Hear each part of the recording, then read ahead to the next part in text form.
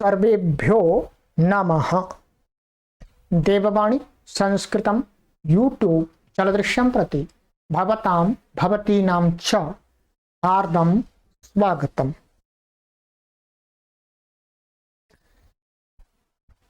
आइए मित्रों, आज हम अष्टाध्यायी भाष्य प्रथमावृत्ति की लाइव कक्षा संख्या 229 को पढ़ेंगे।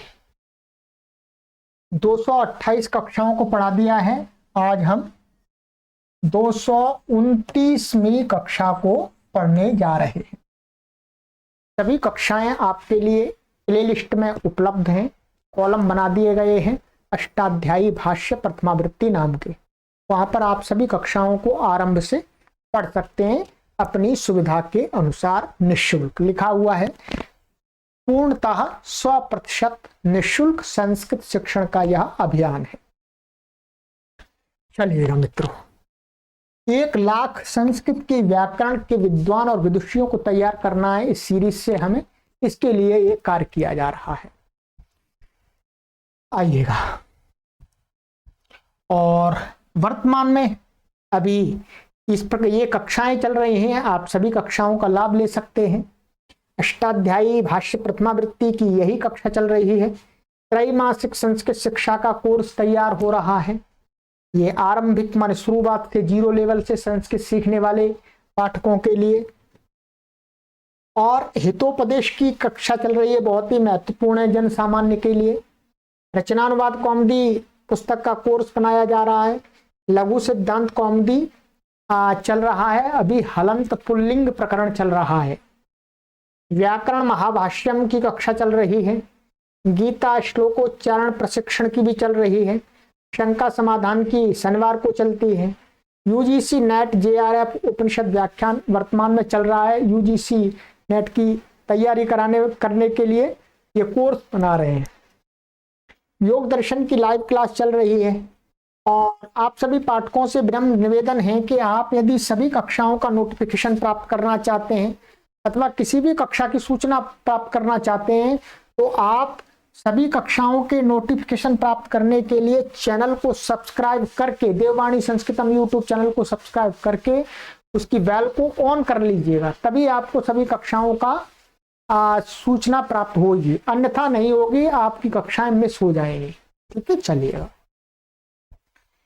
अब हम चलते हैं। अभी तक हमने आपको इस आत्मनेपद प्रकरण में यहां तक पढ़ा दिया था। गत कक्षा में आपको सूत्र पढ़ाया था। मुख्य रूप से मैंने पूर्ववत सनः, ये सूत्र आपको मैंने अच्छी प्रकार से पढ़ा दिया। ये प्राचीन व्याकरण है। ठीक है, पूर्ववत सनः ये पढ़ा दिया पूरा। ठीक है, अब चलते हैं आगे। इसने कह दिया है कि सन से पूर्व में जो धातु यदि आत्मनेपदी है तो सनाने के बाद भी उससे आत्मनेपद ही होता है, परस्मय पद नहीं होता। इसका मतलब जो सन से आने के पूर्व जो परस्मय पद है उसे परस्मय पद होता है। उदाहरण आपको दिखा दिए थे। आइएगा, अब आगे का सूत्र है आम प्रत्ययवत क्रियोनुप्रयोगस्य। ठीक है, बोलेगा आम प्रत्ययवत क्रियोनुप्रयोगस्य 1-3-63। आइएगा, पहले इसको पढ़ लीजिएगा, फिर मैं धीरे धीरे आपको चीजें समझाऊंगा, समझ में आ जाएगा। आम प्रत्ययवत अव्यय पदम क्रिया षष्ठी विभक्ति एकवचनांतम अनुप्रयोगस्य षष्ठी विभक्ति एकवचनांतम। समास इसके अंदर है। समास बता रहे हैं आम प्रत्ययो यस्मात् स आम प्रत्ययः बहुव्रीहि समासः। तस्य माने आम प्रत्ययस्य एव आम प्रत्ययवत् तत्र तस्यैव इत्यनेन वति प्रत्ययः, वति प्रत्यय हो गया। ये एक आम प्रत्यय है, अभी मैं बताऊंगा आपको। ठीक है, ये प्रत्यय जिस धातु से, सभी धातुओं से नहीं कहा गया है, ये कुछ धातुओं से कहा गया है।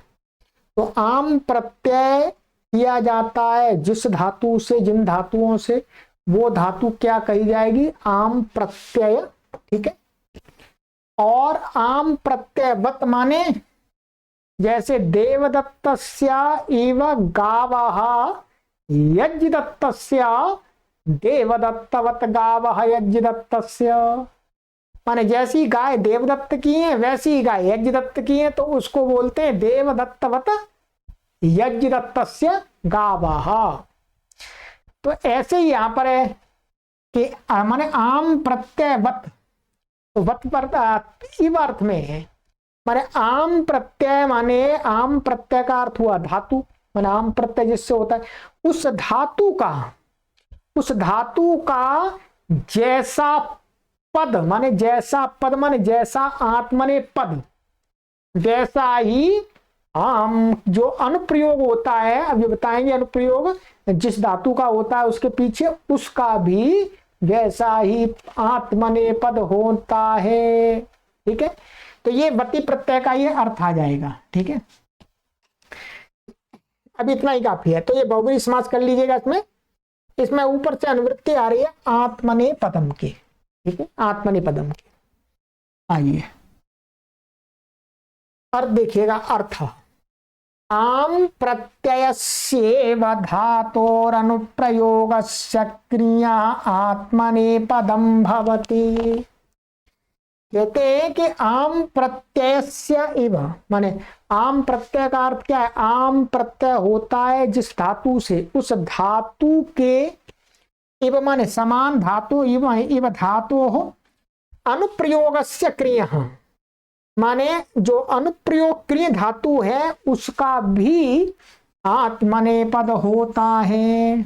इसका मतलब हुआ कि आम प्रत्यय आने से पूर्व जो धातु आत्मनेपदी है उसी धातु में ये नियम लगेगा। ठीक है, आम प्रत्यय से पहले जो आत्मनेपदी है उससे आम प्रत्यय के बाद में जो क्रिया का अनुप्रयोग होता है, क्रिया धातु का अनुप्रयोग पीछे प्रयोग होता है, वो भी आत्मने ही पद होता है। ठीक है, ये रूप इसके बहुत कम प्रयोग होते हैं। ठीक है, और मुख्य करके ये वैदिक संस्कृति का नहीं है, ये लौकिक संस्कृति में चलता है। ठीक है, लौकिक संस्कृत में।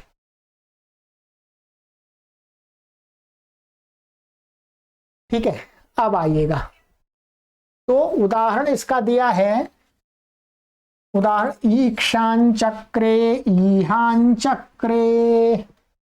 आइएगा, अब सबसे पहले पूरा सूत्र अभी तो आपको हो सकता है 10% समझ में आया होगा, ये पूरा परसेंट कब समझ में आएगा? जब आप पूरी सिद्धि पढ़ लेंगे तब। ठीक है, अब देखिएगा यहां पर मैं आपको बता देता हूं, ये आम प्रत्यय है।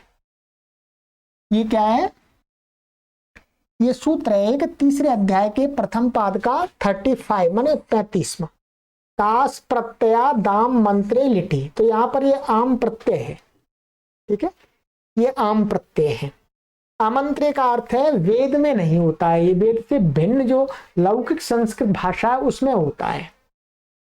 ये यहाँ पर कुछ गिनी चुनी धातुएं हैं। ये कास है, ठीक है, कास प्रत्यात, और ये इजादी धातु है दया, ये बस यहाँ थोड़े से सूत्र हैं, इनके अंदर ही बताया गया है कि आम प्रत्यय किस किस से होता है।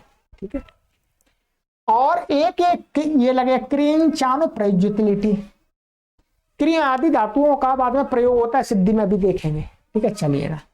तो आम प्रत्यय मैंने आपको समझा दिया पहले अभी। अब आ जाइएगा यहां पर सिद्धि पर चलते हैं पहले, क्योंकि ये थोड़ी सी नई सिद्धि है इसलिए। ईक्षां चक्रे का अर्थ है उसने देखा, ये लिट लकार का है परोक्ष का, उसने देखा मान उसने देखा अर्थात मैंने तो नहीं देखा, परोक्ष हो गया ना, उसने देखा मैंने नहीं देखा, उसने देखा और वो व्यक्ति भी अब नहीं है। ईक्ष दर्शने धातु है, भूवादयो धातवा से धातु संज्ञा हो गई है। ठीक है, धातु संज्ञा होने से इसकी संज्ञा हो जाती है आकी, आकी ईक्ष बचता है। अब ईक्ष माने धातु के अधिकार में, धातु सूत्र के अधिकार में सूत्र है परोक्षे लिट। परोक्ष लिट माने होता है, परोक्ष माने जिसको आंखों से नहीं देखा गया, ऐसे भूतकाल की क्रिया को कहने के लिए क्या होता है? लिट प्रत्यय होता है। ठीक है, प्रत्यय परश्च परे हो जाता है, लिट प्रत्यय परे आ गया। इसका अर्थ मैं आपको दिखा देता हूं, आ जाइएगा। तीसरे अध्याय के दूसरे पाद का 115वां ये सूत्र है। ये क्या कहते हैं? अर्थ अनद्यतने परोक्षे भूते अर्थे वर्तमानात् धातोर लिट प्रत्यय परश्च भवति। माने अनद्यतने परोक्ष माने जो परोक्ष भूत आज का नहीं है, माने आज से पहले का है, ऐसे अर्थ में वर्तमान जो धातु है उससे क्या प्रत्यय होता है? लिट लकार होता है। नहीं तो सामान्यतः कौन सा लकार होता है? लंग लकार होता है, अनद्य लंग। पर यहाँ क्या है? परोक्ष माने जो आज का नहीं है, ऐसा परोक्ष माने जो स्वयं नहीं देखा गया, तो उसको लिट लकार होता है, तो इससे लिट प्रत्यय हो गया। आप लिट हो गया। अब यहां पर लिट की टकी हलंत मित संज्ञा हुई, तस्य लोपा दर्शनम लोपा, उपदेश अनुनासिक से ई की संज्ञा, तस्य लोपा दर्शनम लोपा। अब यहां पर एक सूत्र लगाना है हमको, दीर्घम च। दीर्घम च कहता है कि जो द्विमात्रिक वर्ण होते हैं, द्विमात्रिक वर्णों की क्या हो जाती है? दीर्घ संज्ञा होती है व्याकरण शास्त्र में। ठीक है, ह्रस्व दीर्घ प्लुतः, कालो झस्व दीर्घ प्लुतः। तो दीर्घ माने जो दीर्घ होता है उसकी क्या होती है? वो द्विमात्रिक वर्ण होता है, उसकी दीर्घ संज्ञा होती है। और जो दीर्घंच करता है कि जो दीर्घ वर्ण होता है जिसकी दीर्घ संज्ञा है, दीर्घ संज्ञा किसकी है? द्विमात्रिक की। तो दीर्घंच ये करता है गुरु संज्ञा। ये दीर्घ जो वर्ण होता है होते हैं उनकी गुरु संज्ञा भी होती है, गुरु नाम और रख दिया। देखिएगा दीर्घंच से क्या हुआ? ये देखिए यहां पर ई है, क्या है ये? ई। ये कैसी है? द्विमात्रिक है, तो इसकी दीर्घ संज्ञा है। इससे उ कालो झ्रस्व दीर्घ प्लुतः। अब उस दीर्घ संज्ञा होने के बाद में दीर्घंच से क्या हो जाती है? गुरु संज्ञा। इसका भी मैं दिखा देता हूं, सूत्र का अर्थ आइएगा, देखिएगा। ये है दीर्घंच 1-4-12। दीर्घम चाक्षरम गुरु संज्ञकम भवति। माने दीर्घ अक्षर होता है उसकी क्या संज्ञा होती है? गुरु संज्ञा। ठीक है, दीर्घ नाम भी है उसका, गुरु नाम एक और रख दिया। ठीक है, गुरु संज्ञा उसकी हो गई, गुरु को मानकर कोई काम प्राप्त है वो हो जाएगा। गुरु माने पढ़ाने वाला गुरु नहीं है, गुरु माने उसका नाम है, व्याकरण की संज्ञा है। ठीक है, ये हो गया। अब यहां पर दीर्घम चा से यहां ई की क्या हो गई? गुरु संज्ञा। अब गुरु संज्ञा होने के बाद में इजादेश्च गुरुमतो नृच्छः 3-1-36। ये कहती, इसने कहा कि इजादी माने इच प्रत्याहारांतर्गत वर्ण जो होते हैं उनमें से कोई वर्ण आदि में है जिस धातु के, और वो कैसी है? गुरुमता माने गुरुमान है, माने गुरु वर्ण वाली है, तो उसको क्या हो जाता है? इससे आम प्रत्यय होता है, लिट के परे रहते। अभी इसका मैं अर्थ बताऊंगा आपको। ठीक है, अब देखिएगा, चलिएगा इसका अर्थ देखिएगा। पहले ये सूत्र है इजादेश्च गुरुमतो नृच्छः। ये क्या कहते हैं? इजादिर यो धातु गुरुमान तस्मात् आम प्रत्ययो भवति अमंत्रे लिटि परतः ऋच्छ धातुम वर्जयित्वा। माने इजादी जो धातु है और वो कैसी है? गुरुमान है, माने उसके अंदर गुरु वर्ण भी, गुरु संज्ञक वर्ण भी है। उस धातु से आम प्रत्यय होता है यदि बाद में लिट प्रत्यय परे हो, और आमंत्री माने वेद विषय को छोड़ करके। और ऋच्छ धातु को नहीं होगा, ऋच्छ धातु वर्जयित्व में ऋच्छ को भी नहीं होगा, क्योंकि ये इजादी भी है, गुरुमान भी है। ये गुरुमान भी है और इजादी भी है, तो ऋच्छ धातु को छोड़ करके अन्य को आम प्रत्यय होता है, लिट के परे रहते। अब हमारी जो ये धातु है ये कैसी है? ये इजादी है। ठीक है, और गुरुमान है अर्थात इसकी गुरु संज्ञा है, तो ये पूरा समुदाय कैसा हो गया, गुरुमान हो गया। ठीक है, ऋक्ष नहीं है, वेद का वेद विषय का नहीं है, तो इससे लिट परे है, ये लिट परे है, तो लिट के परे रहते हैं, इससे क्या हो गया, आम प्रत्यय। प्रत्यय कहाँ हो, धातु से परे होगा, बीच में हो जाएगा, तो आम प्रत्यय आ गया, आम। ईक्ष आम और ल, लिट का ल हो गया। ठीक है, अब यहां पर एक सूत्र है आमाह। ठीक है, क्या सूत्र है, आमाह। आमा कहता है कि आम से उत्तर लिट के ल का लुक हो जाता है। क्या हो जाता है, लिट के ल का लुक हो जाता है, लिट का लुक हो जाता है ली का। और लुक क्या होता है, प्रत्यय से लुक श्लुलुपा, माने प्रत्यय के आदर्शन का ही नाम लुक श्लुलुप है। इसका अर्थ देख लीजिएगा आमाह का पहले, ये यहां पर है आमा सूत्र है आपका 2481 में। ठीक है, सरल है। अर्थ आमा उत्तरस्य लेर लुग भवति।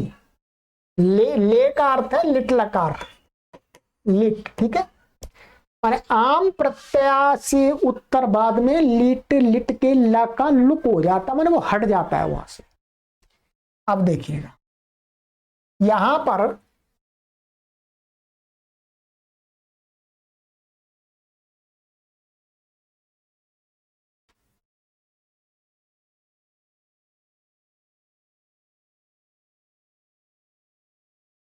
आम से उत्तर लिट के लकार का लुक हो गया, हट गया यहां से। अब ये क्या है, ये जो प्रत्यय लोपे प्रत्यय लक्षणम, ध्यान दीजिए, क्या प्रत्यय लोपे प्रत्यय लक्षणम, माने लुक होने पर भी क्या है, उसको मान करके कोई कार्य करना वो हो जाता है। प्रत्यय लोप है, ये कैसा संज्ञा, लिट लिट प्रत्यय कैसा है, कृत संज्ञक। ध्यान दीजिए कैसा है ये, कृत। हाँ, ये कृत तिंग से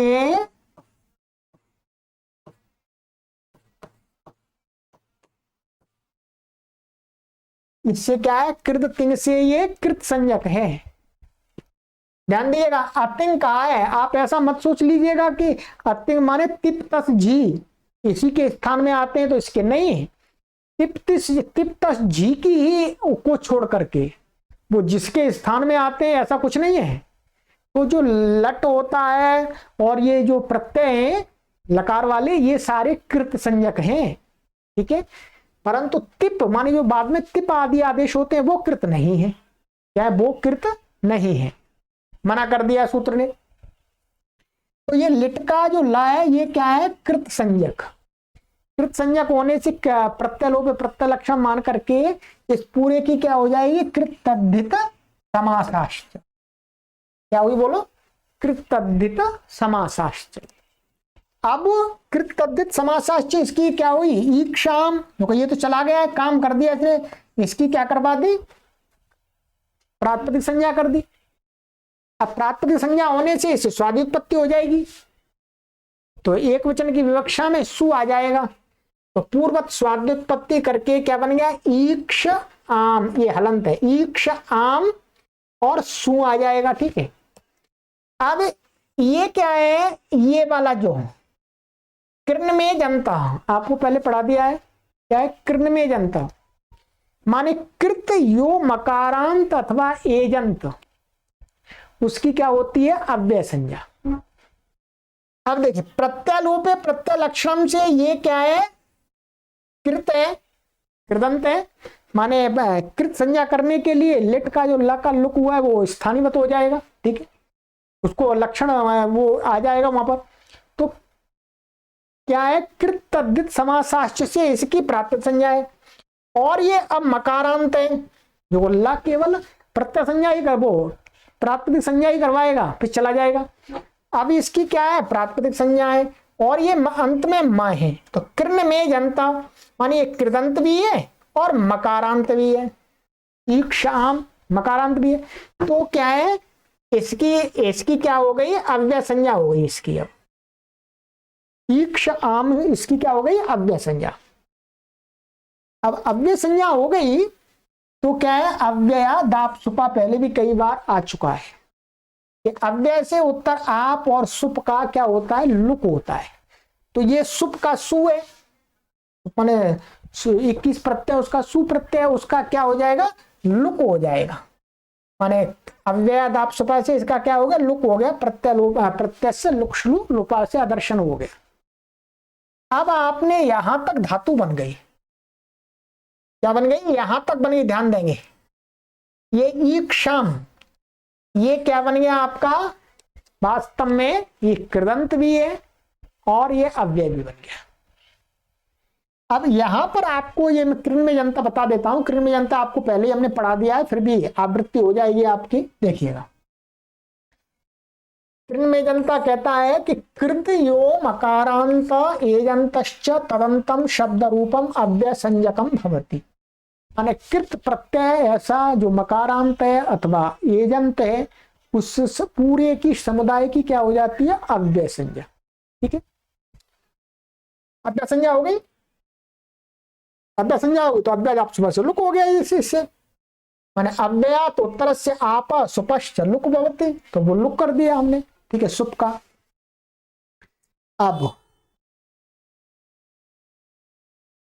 अब इसके आगे जो स्थिति आ गई, ध्यान दीजिएगा। अभी ये सूत्र का कोई काम नहीं हुआ हमारे सूत्र का कोई काम नहीं हुआ अभी। एक शाम, अब यहां पर एक सूत्र लगता है 3-1-40। क्या है, 3-1-40। ये क्या कहता है, क्रंचानु प्रयुज्यते लिटि। ये सूत्र आप अभी मोटा मोटा समझ लीजिएगा, हो सकता है आपको पूरा समझ में नहीं आए।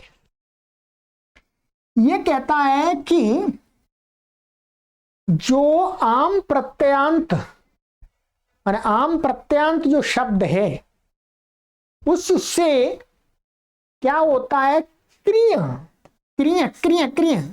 ठीक है, क्रिय ये क्या है, क्रिय प्रत्याहार है। या समझ लीजिएगा ये क्रिय क्या है, प्रत्याहार है, क्रिय धातु नहीं है। ये क्या है, क्रिय क्रिय प्रत्याहार है। इसके अंदर 3 धातु आती हैं, क्रिय क्रि धातु और भू धातु और ये अस धातु। ये 3 धातु आती हैं, ध्यान दीजिएगा। ठीक है,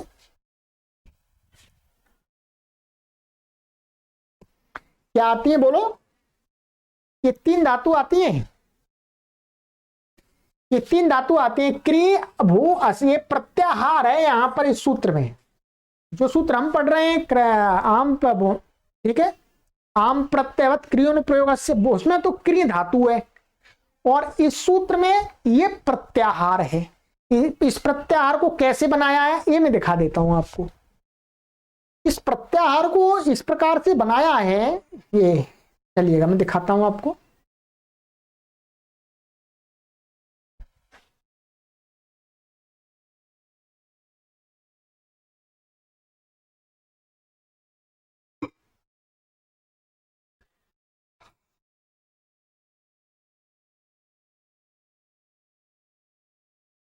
देखिएगा, ये है आपका 5वें अध्याय का 4था पाद है। आपके पास अष्टाध्यायी हो तो खोल लीजिएगा। 5वें अध्याय के 4थे पाद का यहां पर आप सूत्र देखिएगा। ये सूत्र है 50वां। ठीक है, 50वां सूत्र है। इसमें क्या करते हैं कि यहां से ये क्रि लिया, क्या लिया, ये सूत्र है कृभ्वस्त योगे संपत्ति कर्तरि छवि। यहां से क्रि ले लिया और यहां पर ये इया है। देखिएगा, ये यहां से इया ले लिया, ये क्रिय है, इसका इया ले लिया। क्या ले लिया, इया। अब क्या कर दिया, ये क्रिय प्रत्याहार बना लिया। मतलब क्या बना दिया, प्रत्याहार। माने यहां से क्रिय और क्रिय वहां से ले लिया। तो इस प्रत्याहार का नियम क्या होता है कि उसके बीच वालों का भी ग्रहण होता है। तो इस क्रिय प्रत्याहार में ये कौन कौन सी धातु आ जाती है, क्रि भू अस, 3 धातु आ जाते हैं। बीच में तो शब्द है, शब्द लेने ही नहीं हमको। ठीक है, तो क्रिय का अर्थ वहां पर क्रंचानु प्रयुज्यते लिटि, जो 3रे अध्याय का सूत्र है उसमें क्या है, ये प्रत्याहार है, ये वाला इस क्रिय से बना हुआ प्रत्याहार है क्री भू अस। इन 3 धातुओं का बोध होता है। इनका अनुप्रयोग माने पीछे प्रयोग करना बताया गया है। ये मैंने प्रत्याहार बनाना आपको बता दिया, यही बताया गया है। ठीक है, आप अपनी पुस्तक में देखेंगे तो आपको और अच्छा सूत्र में भी लिखा हुआ है। अब देखिएगा, अब इस सूत्र को देखिएगा पहले। क्रिंचानु प्रयुज्यते लिटि क्या कहता है।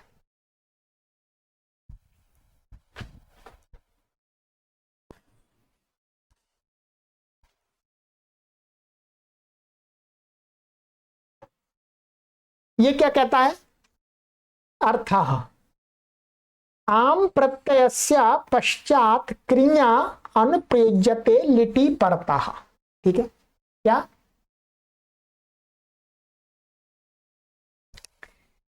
आम प्रत्यय माने आम प्रत्यय वाली जो धातु है, आम प्रत्यय जो शब्द है माने आम प्रत्यांत, उसके पश्चात आम प्रत्यय के पश्चात क्रिय का अनुप्रयोग माने पीछे प्रयोग, बाद में प्रयोग किया जाता है। लिटि परतम, लिट के परे रहते, लिट के परे रहते। तो लिट का परे रहते माने इसी सूत्र से दोबारा फिर लिट होता है। ये अर्थ भी आप ऐसे समझेंगे, इसी सूत्र से एक बार लिट आया था वो तो हट गया, अब इसी सूत्र से इससे फिर दोबारा लिट भी होता है और क्रिय का अनुप्रयोग होता है। और क्रिय का अनुप्रयोग होता है तो उसमें कह रहे हैं क्रिया इत्यनेन प्रत्याहार ग्रहण, माने यहां पर ये जो क्रिया है ये किसका ग्रहण, प्रत्याहार का। प्रत्याहार कामना है वस्तु हो गए संपद कर्तरित्वे और द्वितीय तृतीय सम इत्यादि वहां ये लिया है जो मैंने आपको बताया था अभी। ठीक है, तो ये प्रत्याहार में 3 धातु आ जाती हैं, भू क्री भू अस। तो नंबर से प्रयोग होता है, एक बार क्री का, एक बार भू का, एक बार अस का। ठीक है, तो हम प्रयोग जो हमारे पास में अभी उदाहरण है वो क्री के हैं, क्योंकि हमको आत्मनेपद करना है। तो अस और भू से तो मतलब जो जो प्राप्त वही होगा, पर इससे जो आत्मनेपद कर रहे हैं वो हमको आत्मनेपद देखना है। तो इसने कहा, इसका अर्थ आप थोड़ा सा अभी ये समझेंगे कि आम प्रत्यांत शब्द से लिट प्रत्यय दोबारा होता है और उससे पहले क्रिया माने क्री भू अस का क्रमशः प्रयोग होता है, माने क्री बीच में आ जाता है, क्री धातु। इसने इतना कर दिया। अब देखिए, अब यहां पर आप देखेंगे, देखिए क्रंचानु प्रयुज्यते लिटि से आम प्रत्यांत ईक्षाम जो है इससे क्रिया का अनुप्रयोग हुआ, अर्थात और पुनः लिट प्रत्यय भी हुआ, इसी से लिट प्रत्यय भी होता है। सूत्र में नहीं कहा परंतु व्याख्यान से हमको इसका ज्ञान होता है कि इसी से लिट प्रत्यय भी होता है। अब देखिएगा, क्रिया का अनुप्रयोग होगा तो क्रिया कहां करेंगे, ये क्रिया का क्रिया माने ये तो चला है प्रत्याहार, 3 धातु, पहली धातु लेंगे क्री, तो ईक्षाम क्री ले लिया और इसी सूत्र से लिट भी हो गया, दोबारा लिट हो गया। अब पूर्ववत, अब क्या, अब देखिए, अब ध्यान दीजिएगा, ईक्षाम क्री और लिट ऐसा हो गया। अब पूर्ववत सब सूत्र लगकर प्रकृत सूत्र से आत्मनेपद का विधान हुआ। अब आपको समझना है, अब आपको क्या करना है, क्री धातु से यहां पर ये सब चला जाएगा, ल बचेगा। ल के स्थान में जब हम पद की बात करेंगे, कौन से पद के प्रत्यय आने चाहिए, आत्मनेपद पद के, परस्मयी पद के, तब हमारे लिए हमें सूत्र बताना पड़ेगा कि आम प्रत्ययवत क्रियोनुप्रयोगस्य। क्या सूत्र है हमारा, आम प्रत्ययवत क्रियोनुप्रयोगस्य।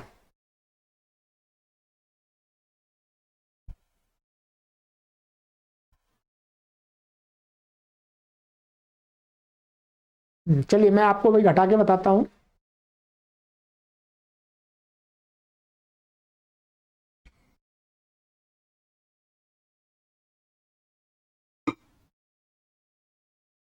देखिएगा,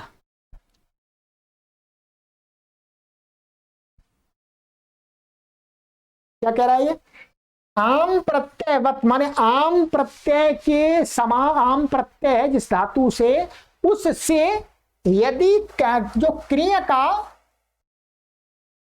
नहीं, हाँ, क्रिया का जो अनुप्रयोग है, क्रिया धातु का केवल क्रिया का, ये क्या है, ये प्रत्याहार नहीं है, यहां पर केवल क्रिया धातु ही है बस।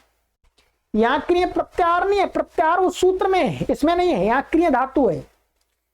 जो क्रिया धातु का उस सूत्र से क्रंचानुप्रयुज्यते लिटि से जो अनुप्रयोग हुआ है, बाद में पीछे प्रयोग हुआ है आम प्रत्यांत से, उसको जो उसका अनुप्रयोग है, जो उसका लिट लकार है, उसमें कहते हैं कि आम प्रत्ययवत होता है, माने आम प्रत्यय जैसी धातु, माने आत्मनेपदी धातु से आया है, तो बाद में भी जो अनुप्रयोग क्रिया धातु है उससे भी आत्मनेपद ही होता है। उससे क्या प्राप्त था, उससे स्वरितता कर्तव्य क्रिया फले से, तो माने क्रिया का फल कर्ता को मिलेगा तो आत्मनेपद प्राप्त था, और क्रिया का फल कर्ता को नहीं मिलेगा तो क्या प्राप्त था, शेषात् कर्तरि परस्मै पदम। तो हर अवस्था में क्रिया धातु का जब उसका अनुप्रयोग होगा किससे, आम प्रत्यय से, आम प्रत्यांत शब्द से, तो उसका यदि आम प्रत्यय आत्मनेपदी धातु से हुआ है तो बाद में भी जो अनुप्रयोग धातु है क्रिया, उसको आत्मनेपद होगा, केवल क्रिया धातु को। उससे भिन्न जो अस धातु है या भू धातु है उनको तो परस्मै पद होगा, फिर शेषात् कर्तरि परस्मै पदम से ध्यान देंगे, ठीक है। पर क्रिया का अनुप्रयोग होगा वो कैसा होगा, आम प्रत्यय, माने आम प्रत्यय आने से पहले जो धातु आत्मनेपदी थी, तो उस धातु से आम प्रत्यय आने के बाद फिर जो क्रिया धातु का अनुप्रयोग होगा, उस अनुप्रयोग का जो पद होगा वो कैसा होगा, आत्मनेपद होगा, क्योंकि आम प्रत्ययवत, ठीक है। अब देखिएगा, अब यहां पर हमने क्या किया, देख लीजिएगा, ये इस सूत्र ने कर दिया है यहां पर आत्मनेपद। अब आत्मनेपद का वह ईक्ष, क्योंकि यहां देखिए, अब पूर्वत सब सूत्र लगकर प्रकृत सूत्र से, प्रकृत माने आम प्रत्ययवत क्रियोनुप्रयोग सूत्र से आत्मनेपद का विधान हुआ, क्योंकि आम प्रत्यय जिससे हुआ था, जिससे किससे हुआ था, ईक्ष धातु से, ईक्ष से हुआ था। तो ईक्ष धातु है आत्मनेपदी, कैसी है, आत्मनेपदी, ईक्षते बनता है, ईक्ष धातु आत्मनेपदी है वह, तो उसके समान अनुप्रयोग क्रिया धातु से भी आत्मनेपद ही होगा। अब आत्मनेपद होगा तो अब क्या प्रत्यय आएगा, यहाँ हमको प्रथम लट लगा, वो प्रथम पुरुष का एक वचन का बनाना है, तो क्या आएगा, ता आएगा। चलिएगा अब चलते ता,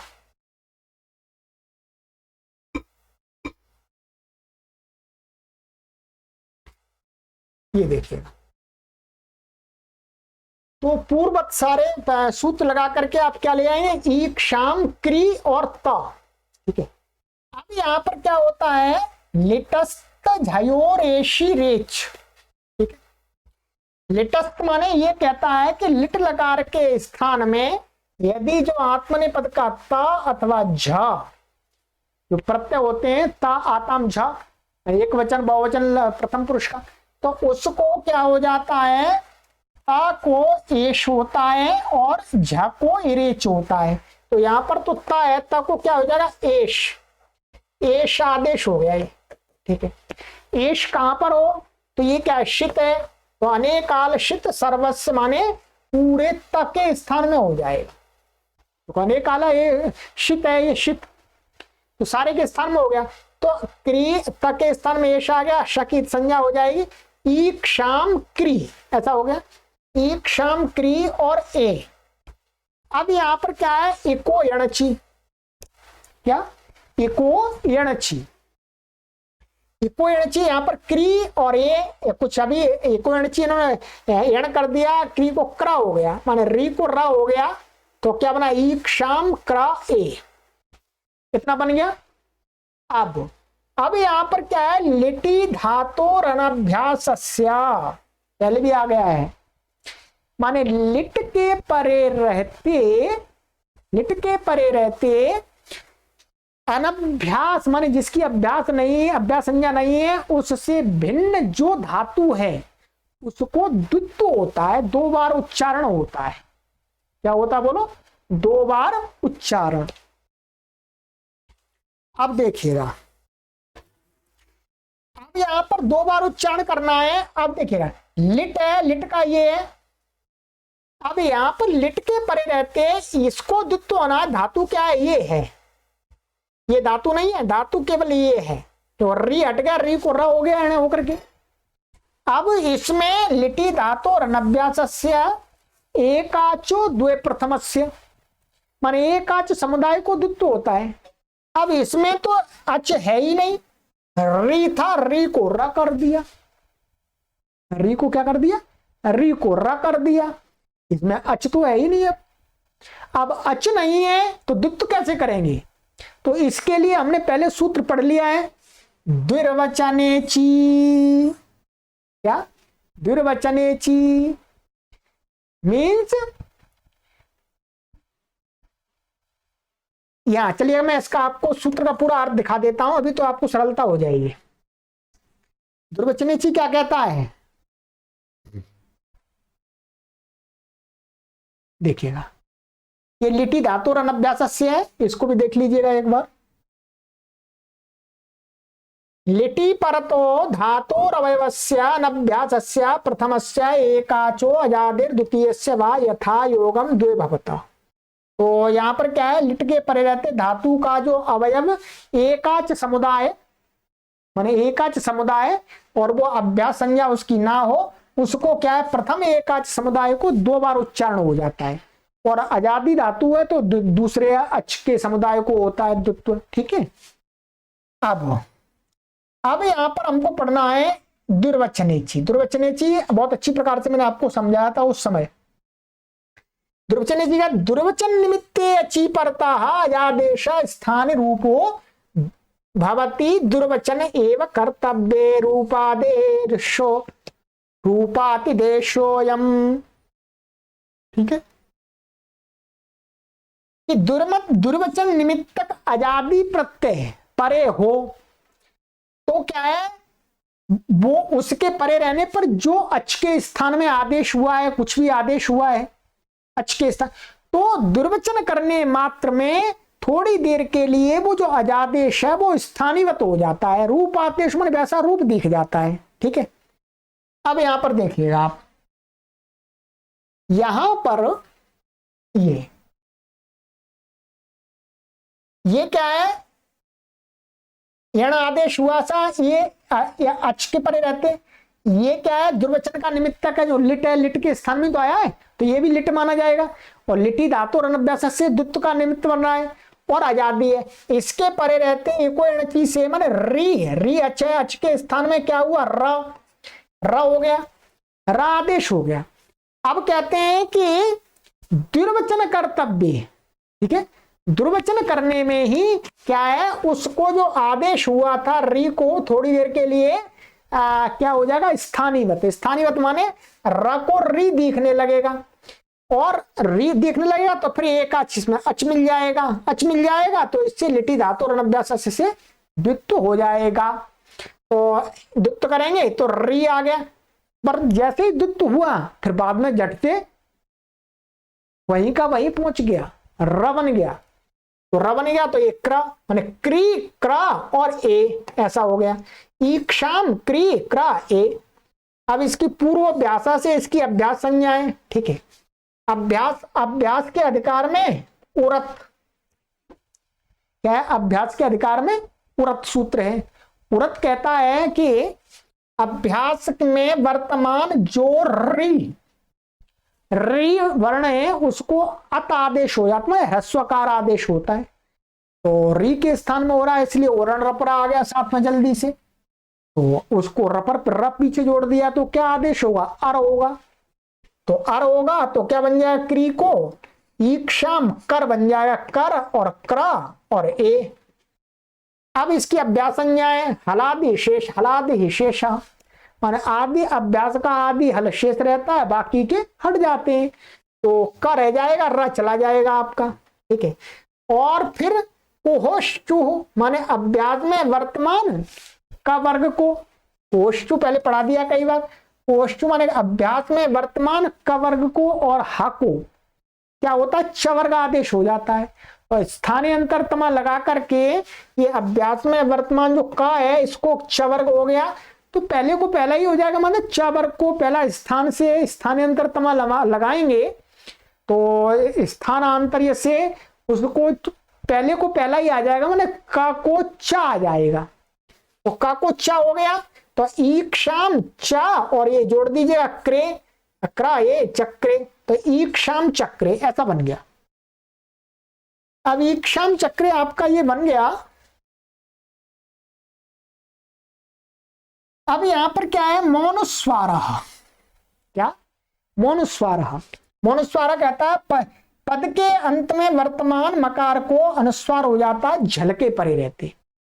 इसकी क्या है पद संज्ञा थी, सु आया था यहां पर पहले सु आया था जिसका आमा से अव्यय आप सुबह से लुक हुआ था, तो प्रत्यालोप प्रत्यय लक्षण लगा करके इसकी क्या है पद संज्ञा है ईक्षाम की, यहाँ सु आया तो उसका लुक हो गया, तो ये मौनुस्वा आगे हल, ये आगे आपका ये आ गया हल, हल आ गया, तो हल के परे रहते हैं मौनुस्वार से म को अनुस्वार हो गया, तो मनुस्वार। परंतु वा पदांतस्य पद के अंत में वर्तमान जो अनुस्वार होता है उसको विकल्प करके परसवर्ण हो जाता है, एक बार अनुस्वार भी रहेगा, एक बार पर में जो वर्ण है उसी का परसवर्ण हो जाएगा पांचवा अक्षर, तो विकल्प से परसवर्ण होकर के क्या बना ईक्षाम च, तो यह हो जाएगा अनुस्वार को ईक्षान चक्रे, और जब नहीं होगा परसवर्ण तो क्या बनेगा ईक्षान चक्रे, अनुस्वार रहेगा ऊपर।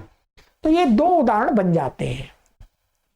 इसी प्रकार से बिल्कुल बिल्कुल ऐसा का ऐसा ही ई चेष्टायाम, बस धातु केवल परिवर्तित है, सारे सूत्र बिल्कुल एक ही लगे हैं, ठीक है, केवल ईक्ष के जगह ईह लगा लीजिएगा बस, तो ईह से क्या बन जाएगा ईहान चक्रे, और ईहाम चक्रे, उसने चेष्टा की ऐसा अर्थ आया, ठीक है, उसने देखने देखा, ठीक है।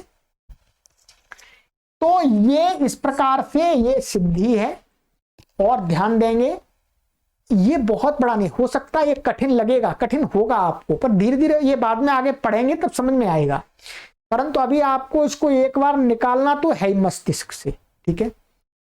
मैं मानता हूं बहुत सारे पाठकों को ये सिद्धि बहुत कम समझ में आई होगी, 30% अथवा 40%, ये मैं जानता हूं, परंतु कोई बात नहीं है, इसका प्रयोग उतना ज्यादा नहीं है, ठीक है।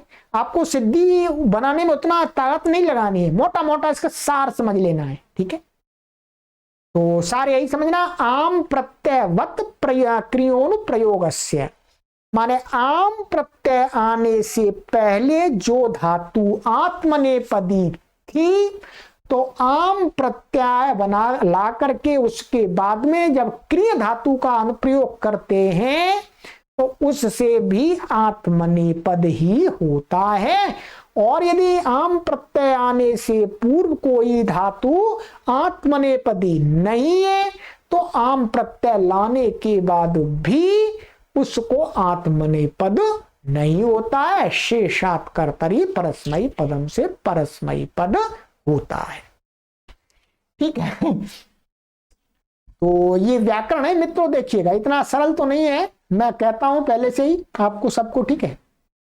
तो ये आपका सूत्र हो गया कंप्लीट, ये आम प्रत्ययवत क्रियोन प्रयोगस्य, ठीक है, ये हो गया। अब कठिन है, अब वो सरल है, ये एक सूत्र मुझे मालूम था, ये थोड़ा सा अलग है, थोड़ा भिन्न सूत्र आया है, तो सिद्धि भी इसकी थोड़ी सी अलग है।